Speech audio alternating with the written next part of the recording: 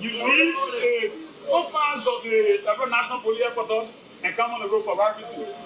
Who told you the country belongs to Patan? Yes, Liberia. Listen to what Alvin Wiesett said, the chairman of the CDC Youth League.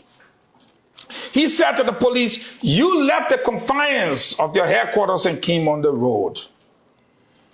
You are not supposed to do that. Come on.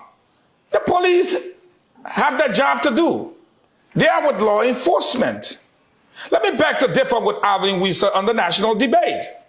The police cannot be limited to the confines of their headquarters, because even the road you were standing on, you were blocking traffic and pedestrians. That is, motorists were being prevented from going, their rights were being violated, pedestrians were being prevented from using the sidewalk, their rights were violated. So at the end of the day, the police cannot be limited to the confines of their headquarters. They have to be everywhere at all times. When the availability becomes known that they have to be there. Liberia belonged to you. Because if you knew that Liberia belongs to everyone and not President Joseph Boakai, you would have understood that you were blocking pedestrians, one.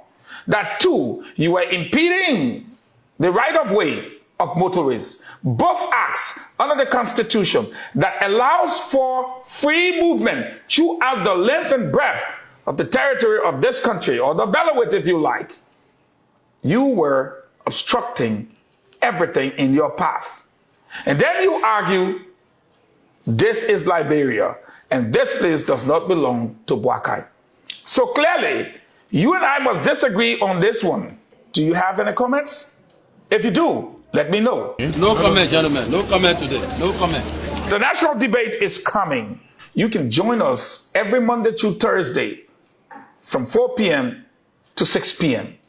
on ELBC FM 99.9, or you can find us on Facebook, LNTV Liberia Live, or you can go to the World Wide Web, elbc.com. Thank you.